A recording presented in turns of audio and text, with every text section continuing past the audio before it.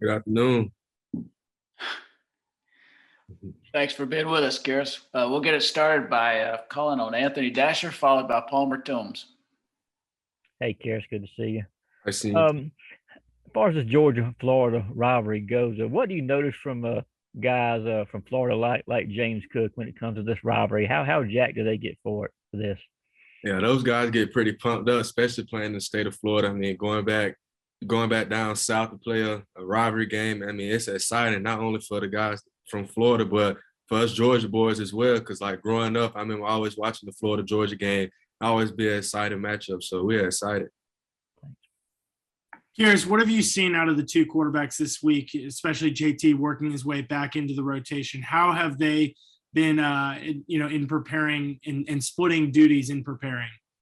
Both QBs have been very poised and approaching practice the way they should. I mean, making sure guys in the right spots, making good checks, throwing the ball well. I mean, both of those guys have been doing a terrific job, actually.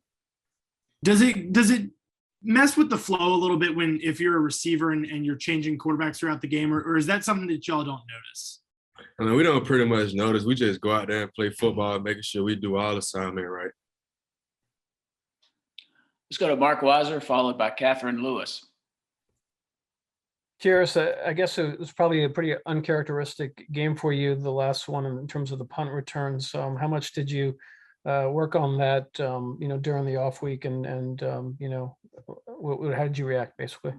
Yeah, I mean, I wasn't prepared. I wasn't prepared for the win. I mean, it was playing mind games with me, but I'm glad that the off week was actually very windy, and we had some windy days this week that I was able to catch some punts. I mean, I did a pretty good job at that. That's the reason why I'm late getting home. I mean, staying out the practice, catching the extra balls. I mean, like what I put on film last week, not what I was supposed to be doing. So just be able to get a redemption and just come back but better than what I was last week.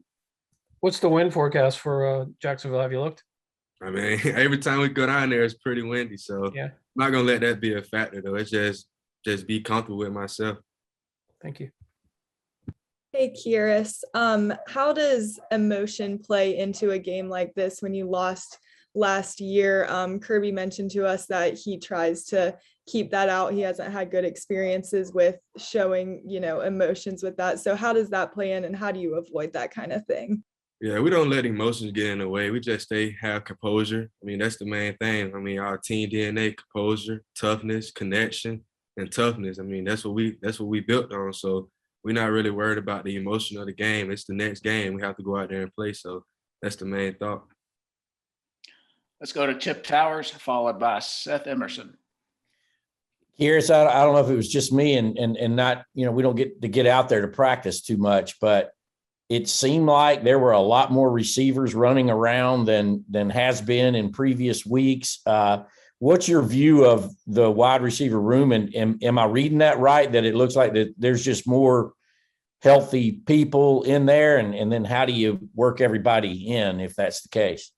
Yeah, I mean, it's been exciting to get guys back, especially we had the ones that we had down. Just being able to get the depth back in the room has been major for us. I mean, we have been down some at receiver, but just get those guys back. The bye week came at a perfect time. Couldn't ask for anything better. So just to get guys back healthy, that's on both sides of the ball. So we're excited to have guys back in the receiver room, and it's been fun. Thank you. Here's along those lines, how do you feel about kind of your snaps, your place in the rotation, and just like how easy is it at this point of the season for guys like you and Jermaine, who had big roles last year, to kind of assimilate back in at this point, kind of late in the season? Yeah, I'm a team player. So whatever the coach asks me to do, that's what I'm doing. I mean, whatever it is, I'm there for the team. It's no more so about what I can do. It's like, what can I do for the team? So I don't really look at it as like I'm not getting as many reps. I look at it as though as the coaches know what they're doing. So I'm trusting and believing in them. Let's go to Connor Riley, followed by Jake Rowe.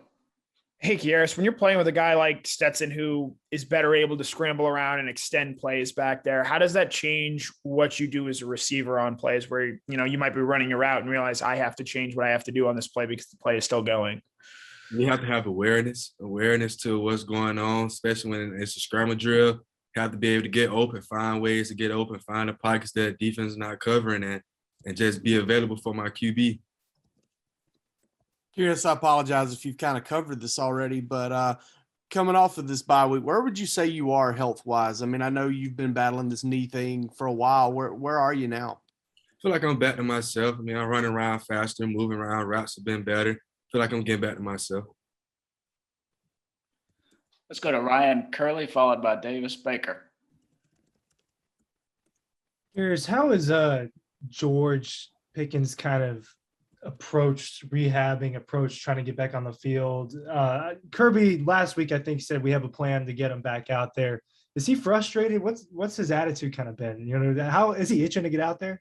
Yeah, George, I mean, if you're a playmaker, of course you're gonna be itching to get back out there, but he's doing the smart thing, taking it day by day. I mean, we was actually doing rehab together every day when we was going through that process, and we attacked each and every day. We'll be in the training room basically doing the same amount of stuff, but he's been doing the right thing by making sure he's in treatment every day and putting in the work because he knows he's ready to get back.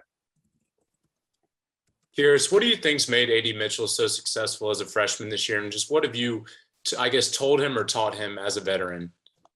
Just being comfortable in his technique and whatever the coaches are teaching him. I mean, he already has talent, and what he can do is, I mean, it's unbelievable. With his skill set, he's very twitchy, but at the same time, AD has come a long way from just learning the plays and actually being a starter now. I mean, he's come a long way just by having a big role to play and not really looking at it as him being a freshman, but just looking at it as though he has an opportunity to be great. Okay, we got a couple more minutes. We'll just open it up to all questions. Anybody?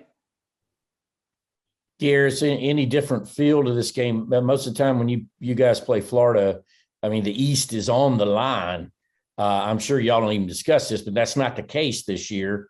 So is there any kind of different feeling or vibe about it?